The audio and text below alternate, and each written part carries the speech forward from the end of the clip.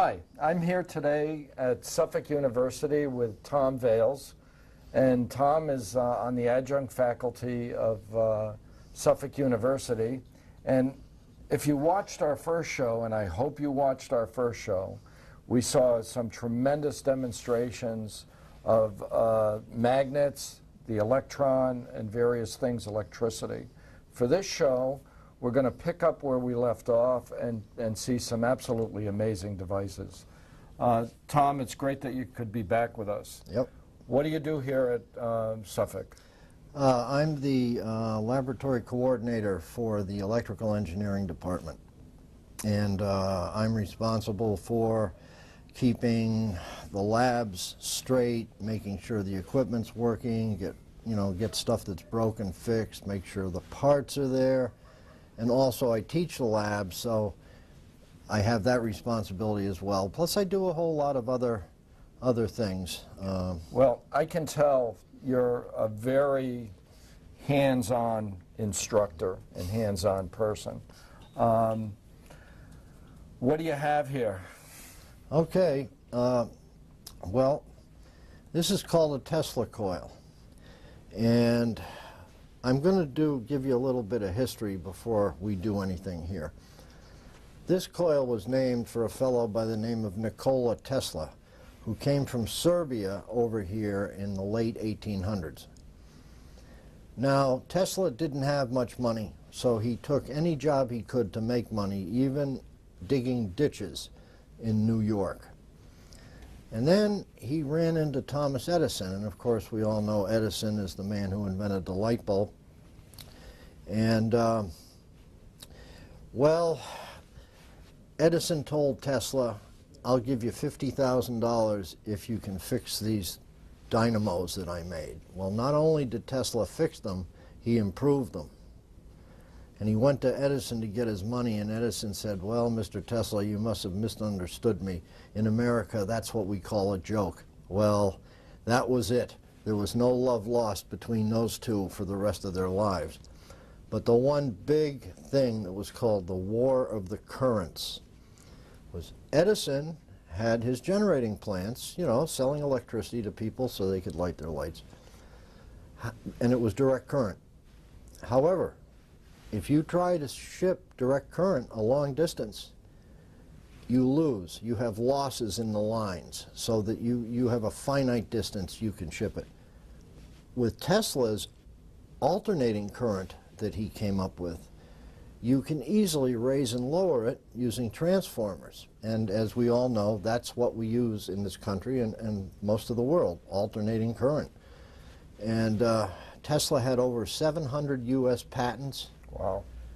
He invented things such as, well, he had radio-controlled devices. He sent radio waves before Marconi did. He invented the fluorescent tube. He invented the Tesla turbine. But his pride and joy, okay, now Tesla, backed up by George Westinghouse, his financier, started the electrification of Niagara Falls that is still in use today.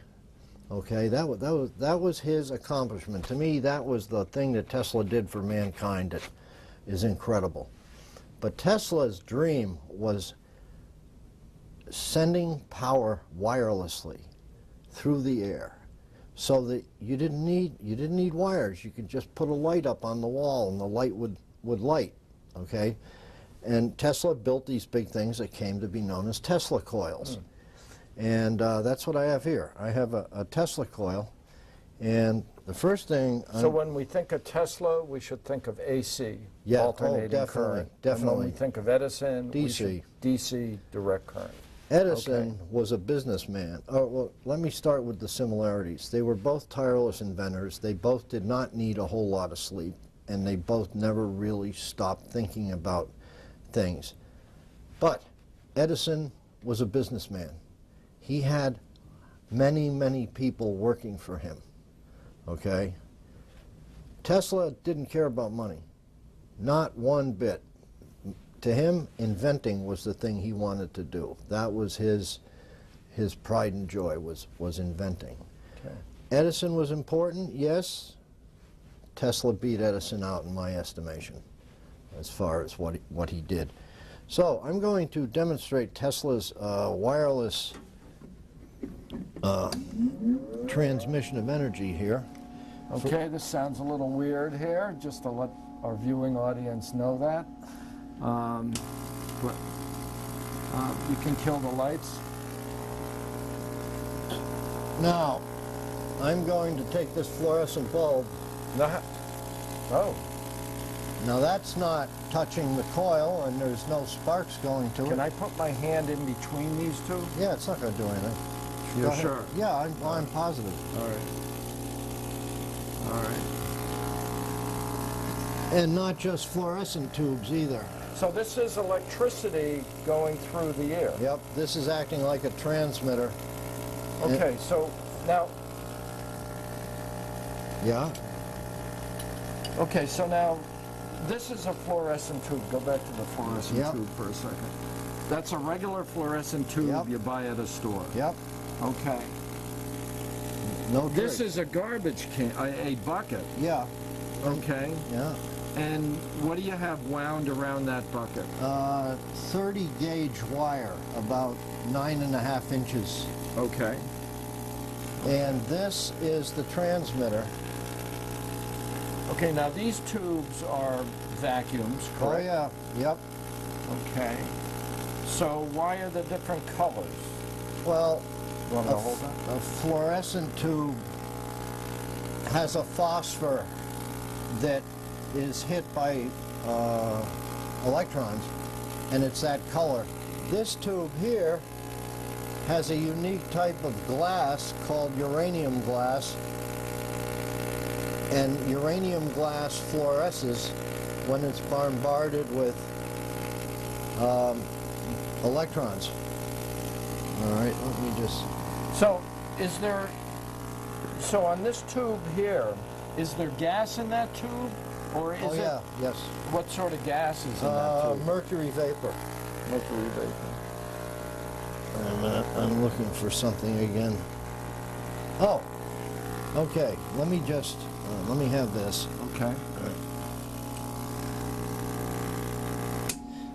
All right, just to change a couple bulbs here. Okay. So in that experiment there,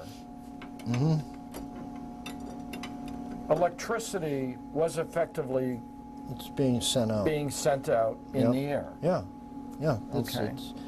Now, here I have an ordinary, although rather large light bulb. And I'll show you how How to many make... volts is coming out of this? Oh, I don't... 50,000, maybe. Okay. If I hold a regular light bulb up here, I can turn it into a plasma globe, as you can see. Now that's a regular light Yeah, bulb. regular light bulb. Now, every type of gas has its own particular color. This type of gas in here is xenon, which is used in camera flashes.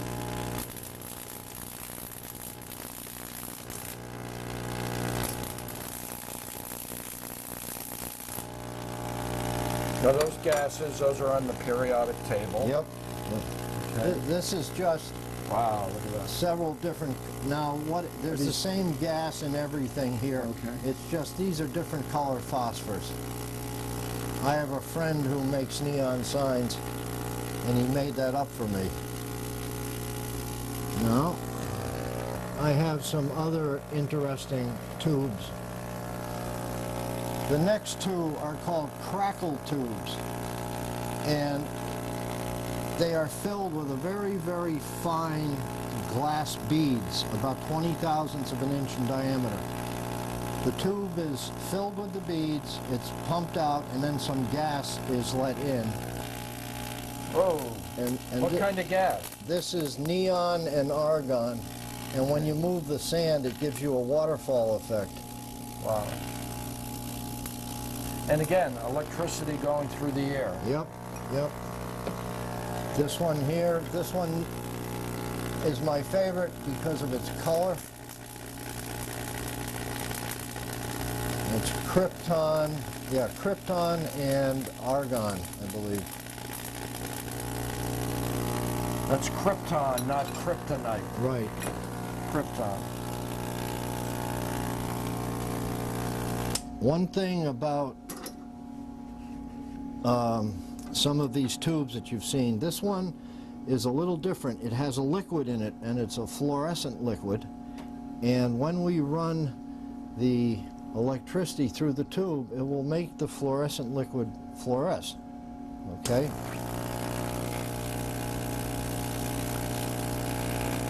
So Okay, so wait a minute now. What's in that tube? it's a, let me think, fluorescein. Okay.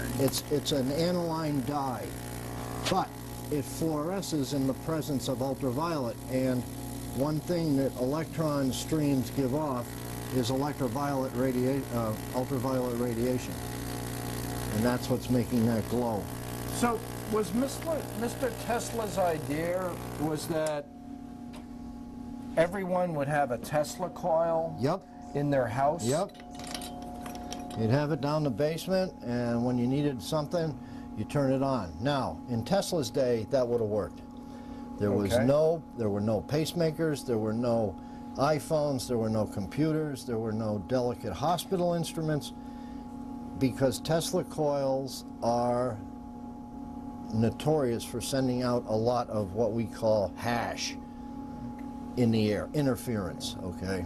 So if I had a pacemaker on, I don't. But if I did have a pacemaker, you wouldn't I shouldn't have been here. No, you wouldn't be here. Okay. They would have carried you out a while ago. All right. Now, I'm going to take this 4-prong. Thanks for the notice on that. Anytime. This is, hey, better late than never. Now, this is a 4-prong propeller that Okay. I'm going to stick on top of the coil. Okay, it's just resting there. Yep, Just that's it. And we're going to turn it on. You can kill that light, I think. So that's spinning around. Yep. So coming off each of those, what would you call the ends of those? Each of those electrodes? Yeah, or- yeah. So coming off each of those are electrons? Yep. Okay, so that's spinning. Yeah, Newton's law. Newton's law. For every action, there's an equal and opposite reaction. Okay. The electrons are coming off of the spinner, Okay. and that force is causing the spinner to go. Okay. So that's his third law. Is that right? That was a test. I'm not sure. Okay. First or second, maybe. Okay. One thing I haven't shown is Third. I have my handpiece here. This point is wired down through this light bulb. It's wired down here to my hand. So I am in direct connection with this. Okay, and we're talking like hundreds of thousands of volts. So I'm drawing a spark off of that, and I don't feel anything. So there's hundreds of thousands of volts coming. Okay. And I don't feel anything. Okay. Now, So, why don't I feel anything? yeah. Why don't you feel This anything? coil operates at a frequency. You can turn the lights on for a second. This coil operates at a frequency of 101 kilohertz per second. That's 101,000 cycles per second. Okay. And at the higher the frequency, what happens is that the electricity does something called the skin effect. And that is, it does not travel through the conductor, it travels on the surface or close under the surface, called the skin effect. If I tried that with a coil that was running at 60 hertz, like in our power lines, that'd be it. I'd be gone. But this doesn't, you know. Now you made this coil. Yep. Is that correct? Yep, made this. How long did it take you to wind that? Oh, it took 3 tries before I got it to wind right. One time I got up within like 2 turns of finishing it. And then the whole thing went right down the coil. Oh yeah, I was not happy. But this is what happens in science. Wow. Like just alluding to Benjamin Franklin again, in the pursuit of science, a lot of people put themselves in risky dangerous situations, okay? I mean, I don't tell anybody out there to go and do that, you know, but... I feel I'm in that position Yes, right you now. are. Okay. Tom, what do we have over here? I see a lot of more stuff. I'm getting lost for words here. This is an offshoot of Tesla's technology, okay? These apparatus both use high frequency, and this is the easiest one to show. This is a handheld Tesla coil, and that would be the power supply, okay? This one is the same thing, only this one comes with 2 hand pieces. Okay, what are these things? Well, back in the day when there were no, what might I call them? Regulatory agencies. People were able to conjure up something and sell it, and, you know, not have to pass any tests or not have to test it or do anything. These are called violet ray machines. As you will see, they have a violet color to them when they're turned on. They have different glass electrodes, like this one here would be for your hair. This one here would be for your throat. And this one here was what they call a general purpose skin electrode for anywhere like on your body. You could go and buy this. You didn't need a prescription, you didn't need a license, nothing. You could go buy it. This is a simple set, has 3 electrodes. So this was thought that it would cure some ailment? Oh, yeah. Like a magic elixir? Or, Yeah, yep. I see. Any type of ailment? Well, we'll get to that. Yeah, these are all different electrodes here. This one here was for the eyes, okay? This was for the spine. That was for the heart. That was for the ear. I mean, again, these look like works of art that a lot of Oh yeah, the glass blowing. workmanship Yep.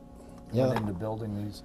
And these were around what period of time? Turn of the century. Turn of the century. In fact, actually, they have been around when the Berlin Wall came down. They were still being used in Europe. And as a matter of fact, I just bought on eBay for $26 a brand new 3 electrode set just to see, you know, have one for the collection, so to speak. There you go. Now, Did Mr. Tesla believe in this technology for for healing? for healing? I don't know. This was the book of instructions. The Super Marvel. Yep, the Super Marvel. There were many different manufacturers of these things. They had meetings, they had symposiums, they had colleges. It was unbelievable, and everybody, okay, in all of these books, this is just a short list of what this thing was claimed to cure. Abscesses, acne, asthma, backache, barber's itch, blackheads, something called brain fag, bunions, cancer, calluses, burns, bruises, canker, carbuncles, and on and on and things on. we can't talk about. Right. Okay. Now, I'm going to demonstrate this. On who? You. Oh, okay. Can we have the lights down? I don't want to be seen doing this. All right. Now, I will adjust the... Oh, you know what? Get that fluorescent light that's over there. Can you do that? All right, hence the name Violet Ray. All right. All right, now just to show you that there's some power here. And again, electricity Yeah, yeah, through the air. yep. Okay, Okay. now you can put that down, Okay. and then I'll give you a scalp treatment.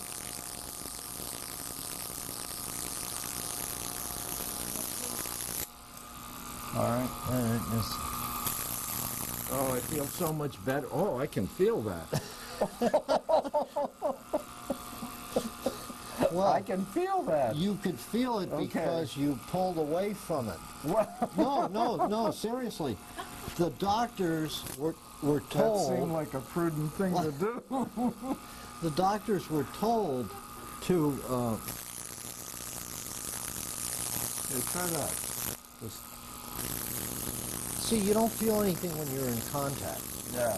So, if you... Oh, we didn't do that last time. No, we didn't do that. No. Well, now. Okay. So how many volts are we dealing with here? Oh, a lot. Okay. I can't give like you thousands or hundreds or tens of thousands? Tens of thousands. Tens of thousands. At high frequency. And the trick is at the high frequency. Now, okay.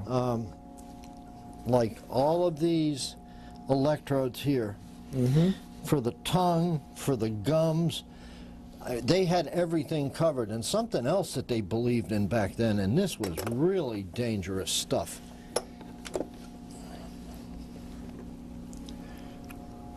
was something called ozone inhalation therapy. Oh boy.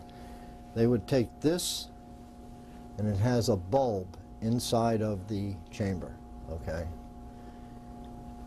You would hook a squeeze bulb with a rubber hose up here, plug this into the Tesla coil, turn it on, it would start generating ozone. Then you would put this part, it had these two nostril thingies for going up your nose, you'd put it in here, and you just snort ozone as fast as you could pump it. A little bit of ozone freshens the air, it's a germicide, it's okay. A whole lot of ozone puts nitrous acid in the lungs, which is not where you want it to be. Okay, so, but this is what they believed back then. They didn't have anybody telling them. So when did people catch on that this was detrimental to... I think it was one of those things that medicine came out with, saying that, yeah, this is not a good idea, and that, you know, maybe we ought to look into this. A lot of people died needlessly because of some of this quack medical stuff. What was the name of it? Quack? Quack, as you refer to somebody who's a phony or fake, is a quack. So this is called quack medicine? Quack medicine, yeah. Yep. I see, okay. Yeah, I have some kits at home that had up to 25 electrodes. Wow. Yeah, it's a lot of... So this was making use of Tesla's technology. Tesla's technology. Yeah. Okay. Yep. Okay. Yeah, I mean, and when Tesla died, he died a pauper in his hotel. And the U.S. government came in fearing that Tesla had made a death ray, and they took all his papers and notes and then locked him up somewhere. Wow. Tesla would be the last person to ever do anything like that. Wow. Well, this has been quite interesting. Tom, I want to thank you for scaring the daylights out of me. Anytime. This has really been an informative talk. I hope you all out there have learned something about electricity and have enjoyed this show. Tom, I want to thank you very much. Okay. This has been great. Yep. And we'll see you next time.